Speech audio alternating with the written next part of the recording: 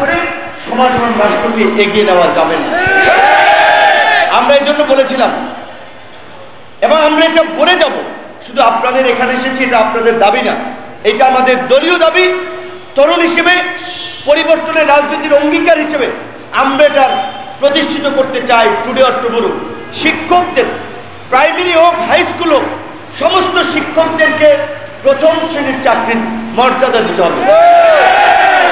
সহজ কথা, শিক্ষকরা দ্বিতীয় শ্রেণীর চাকরি করলে প্রথম শ্রেণীর নাগরিক তারা কিভাবে তৈরি করবে? আজকে সরকারি যে ঊর্ধ্বতন অফিসার যারা বসে আছেন তারা তো কোনো না কোনো শিক্ষা প্রতিষ্ঠান থেকে, কোনো না কোনো শিক্ষকের কাছ থেকে শিক্ষা লাভ করে এই জায়গাটিতে এসেছেন। একজন সচিব কিংবা সেনা প্রধান, পুলিশ প্রধান, তাকে হাজার হাজার লাখ লাখ মানুষ স্যার বলে, কিন্তু তারও তো একজন স্যার আছে।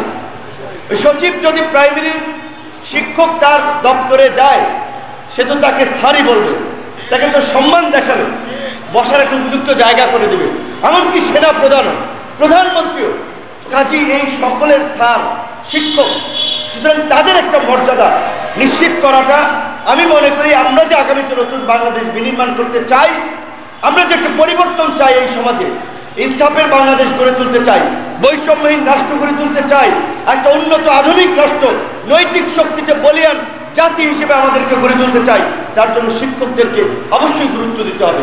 তাহলে এখন শিক্ষকরা যদি কয়েকদিন পর পর আন্দোলনে তাদেরকে প্রেস ক্লাব বসে থাকা লাগে, হাইকোর্টের সামনে বসে থাকা লাগে এবং একটা মিছিল করতে গিয়ে পুলিশের জল কামান, গরম পানি, টিয়ার গ্যাস এইগুলোর মধ্যে দিয়ে তাদেরকে যেতে হয়, তাহলে ওই শিক্ষকদের কাছে ছাত্ররা কতটুকু মরালিটি শিখবে? সেই ছাত্রদের কি তারা এই ভাঙা মন নিয়ে কতটুকু আসলে শিক্ষা দেবেন? আমাদের এই জন্য বলছি যে হতাশার জায়গাটা হচ্ছে এটা। ডক্টর মোহাম্মদ ইউনূস নিজেও কিন্তু চট্টগ্রাম বিশ্ববিদ্যালয়ে, পরে বোধহয় ঢাকা বিশ্ববিদ্যালয়ে পড়িয়েছেন, তিনি নিজেও একজন শিক্ষক। কাজেই আমাদের অন্তত প্রত্যাশা থাকবে যে শিক্ষক সমাজের প্রতিনিধি হিসেবে আমাদের যেটা দাবি, শিক্ষাকে পুরোপুরি আপনার সার্বজনীন করতে হবে এবং শিক্ষার ব্যয়ভার বিশেষ করে একটা নির্দিষ্ট লেভেল পর্যন্ত রাষ্ট্রকে দিতে হবে এবং সমস্ত শিক্ষা প্রতিষ্ঠানগুলোকে, বিশেষ করে বাংলাদেশের মধ্যে একটা ওভার পপুলেটেড কান্ট্রিতে সরকারিভাবে, রাষ্ট্রীয়ভাবে দায় দায়িত্ব নিতে হবে। একই সাথে আরও একটা বিষয় যেটা আমরা দলীয় জায়গা থেকে আমরা বলে থাকি, অনেকে মনে করছে এটা হবে কি হবে না সেটা পরের বিষয়। আমরা যখন শেখ হাসিনার বিরুদ্ধে আন্দোলন করি তখন অনেকে আমাদের নিয়ে হাসি ঠাট্টা করেছে যে শেখ হাসিনার বড় বড় নেতারাই কাইট হয়ে গেছে, তারা শেখ হাসিনার পতন ঘটাইবে। এবং আমাদের সাথে যখন ঢাকার বাইরে কিছু লোক যখন কাজ করতেছিল, মুরব্বী মধ্যম বয়সী, তাদেরকে অনেকে তুচ্ছতাচ্ছিল্য করেছে, মেয়ে আপনার খাইলে কাম নেই, এই পোলাপানের সাথে এখন এই দলে আছেন। কিন্তু আমরা বলেছি যে আমরা ফুটবল না, আমরা প্লেয়ার, আমরা কি পারি সেটা দেখিয়েছি, সামনেও দেখাবো। আমরা আরো একটা জিনিস মনে করি, আমাদের দেশের এই যে আপনারা এখানে যারাই আছেন, আপনারা নিজেরা এবং নিজেদের আত্মীয় স্বজন একটু বেশি অসুস্থ হয়ে পড়লে সবাইকে ছুটতে হয় ঢাকায়। ঢাকা ছাড়া আপনার বাড়ি যদি রংপুর অঞ্চলে হয়, রংপুরের সর্বোচ্চ মেডিকেল কি রংপুর মেডিকেল কলেজ, আপনার ওখানে মানসম্মত সর্বশেষ চিকিৎসা পাবেন না, নাই। আপনার বাড়ি যদি রাজশাহী অঞ্চলে হয়, নাই। আপনার বাড়ি যদি বরিশাল হয়, বরিশাল মেডিকেল কলেজে নাই। অথচ এই বিভাগীয় পর্যায়ে যদি 10টা 8টা বিভাগে যদি 8টা মেডিকেল কলেজ করে, হসপিটাল করে, এইখানে যদি সমস্ত চিকিৎসার আধুনিক ব্যবস্থাপনা নিশ্চিত করত, তাহলে ওই রংপুরের মানুষকে ঢাকা আসতে হতো না, বরিশালের মানুষকে ঢাকা আসতে হতো না, চিটাগাংয়ের মানুষকে ঢাকা আসতে হতো না। তার মানসিক শারীরিক কষ্টের পাশাপাশি সবচেয়ে বড় কষ্ট আর্থিক যে ক্ষতি, এই ক্ষতি হতো না। এই জন্য আমরা বলেছি শিক্ষিত জাতি, নৈতিক শক্তিতে বলিয়ান জাতির পাশাপাশি আমাদেরকে আগামীতে একটি সুস্থ সবল জাতি গড়ে তোলার জন্য আমাদের স্বাস্থ্যকে সার্বজনীন করতে হবে। আমাদের বিভাগীয় পর্যায়ে আধুনিক হসপিটাল এবং মেডিকেল কলেজ নিশ্চিত করার মধ্যে দিয়ে চিকিৎসা সেবা মানুষের নিশ্চিত করতে হবে। আমার সাথে দুজন শিক্ষক আমার বাসায় গিয়েছিলেন, আমার এলাকার, তারা মূলত এসছে গাড়িতে আস্তে আস্তে কথা বলছিল।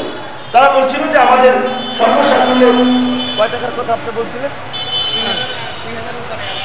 700 থেকে 800 কোটি টাকা। এই যে সে বলছিল 1000 কোটি টাকা শিক্ষক, সারা বাংলাদেশের শিক্ষক। ধরেন যদি সরকার, এই সরকার অন্তর্বর্তী সরকার শিক্ষক সমাজের সমর্থনের কথাও চিন্তা করে, এই কমন জায়গা থেকেও 1000 কোটি টাকা সরকারের জন্য কিছুই না। আপনারা 1000 কোটি টাকা পুরো দেশের শিক্ষকদের বেতনে ব্যয় হবে। আর সালমান এফ রহমান একাই লুটপাট করেছেন পত্রপত্রিকার হিসেবে ব্যাংক থেকে 54,000 কোটি টাকা। তাহলে ওই সালমান এফ রহমানের মতো একজন লুটেরার টাকা দিয়েই আপনাদের বেতন দেওয়া যাবে 54 বার। এই রকমের সালমান এফ রহমান মানে 54 বছর। তো এই রকমের সালমান এফ রহমান তো প্লেয়ার একজন না, অনেক প্লেয়ার আছেন।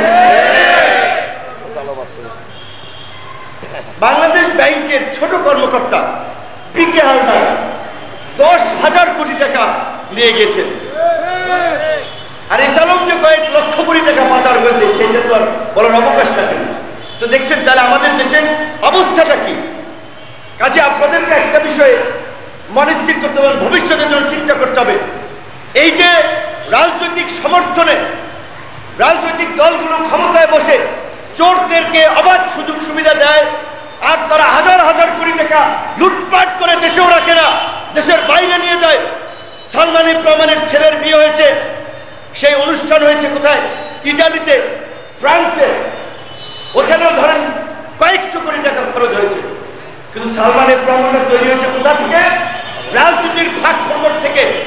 সরকারে যারা গিয়েছে, এমপি মন্ত্রী যারা হয়েছে, তারাই সালমান এফ রহমান এসালম, ওই আপনার আপনার নাবিল গ্রুপ বলেন, পিকে হালদার বলেন, ওই যে ব্যাংকারদের নেতা, ব্যাংকারদের নেতা কুমিল্লার এক লোক, সরি ব্যাংকার এখন জেলে আছে, এক্সিম ব্যাংকের আগে চেয়ারম্যান ছিল, নামটা ভুলে গেলাম। হ্যাঁ, এক্সিম ব্যাংকের চেয়ারম্যান ছিলেন, নাসা গ্রুপের মালিক, নাসা গ্রুপের। আচ্ছা, আপনাদের মনে নাই? তো এইরকম শেখ হাসিনার ক্যাশিয়ার হিসেবে পরিচিত ব্যাংক, যে বাংলাদেশে যে প্রাইভেট ব্যাংকগুলো, এই ব্যাংকার অ্যাসোসিয়েশনের নেতা ছিলেন, তাদের মাধ্যমেই শেখ হাসিনা নির্বাচন সহ আন্দোলন সংগ্রাম দমন করার জন্য পয়সাপাতি লাগলে কালেকশন করত। তো এইভাবে রাজনৈতিক ছত্রছায়ায় দেশ থেকে হাজার নয় লক্ষ লক্ষ কোটি টাকা লুটপাট করে নিয়ে যাচ্ছে। আর আমাদের সারা দেশের শিক্ষকরা এইভাবে প্রেস ক্লাবে এসে 2 দিন পরে দৌড়ানি খায়, পিটানি খায়, বেতনের দাবিতে তারা হাহাকার করে। এই দেশের নেতৃত্বের চোরেরা ছিল, লুটপাটকারীরা ছিল, ডাকাতরা ছিল। ওই যে আপনারা শুনেছেন না, ওই যে আপনাদের কবিতায় পড়ে যে বর্গীদের নিয়ে যে কবিতা, ওই বর্গী ব্রিটিশরা নয়, এখন লুটপাট করছে দেশের মধ্যে থাকা লুটেরা। তাই আগামী নির্বাচনে এই সমস্ত অনৈতিকভাবে যারা পরাজিত, নৈতিক স্খলিত, দুর্বৃত্ত, লুটেরা, মাফিয়া যে এলাকায় দাঁড়াবে তাদেরকে ঘৃণা করবেন, প্রত্যাখ্যান করবেন। কারণ ওরা যদি সংসদে সুযোগ পায় আরো দেশকে ফাঁকা করে দেবে। এই কষ্ট তো ভাই আপনাদের করা লাগে না। আমরা আজকে চিকিৎসা চাই, সুচিকিৎসা। এই চিকিৎসার জন্য হাহাকার আমাদের করা লাগে না।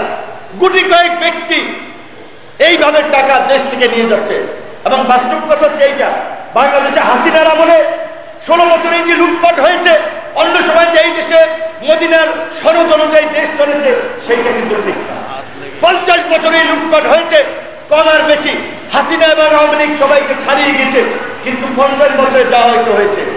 আগামী বছরে, আগামী নির্বাচন থেকে আমরা চাই এই দেশের 1 পয়সাও লুটপাট করলে ওদেরকে আমরা নিজেরা, যদি সরকার ব্যবস্থা না নেয়, গলায় গামছা লাগাই আমরা জবাবদিহি করব। এই দেশে ভবিষ্যতে আর কোনো লুটেরা, দুর্বৃত্ত শাসন ব্যবস্থা গড়ে তুলতে দেওয়া হবে না। এবং আপনাদেরকে এইটুকু আশ্বস্ত করতে পারি, আমি জানি না আপনাদের দাবি সরকার এখন শেষ পর্যন্ত কতটুকু মেনে নেয় কি নেবে না, কিন্তু এইটুকু বলতে পারি, আপনাদের এই এমপি মুক্ত না হওয়া পর্যন্ত আমরা গণ অধিকার পরিষদের পক্ষ থেকে, তরুণ সমাজের পক্ষ থেকে আমরা আপনাদের সাথে থাকব।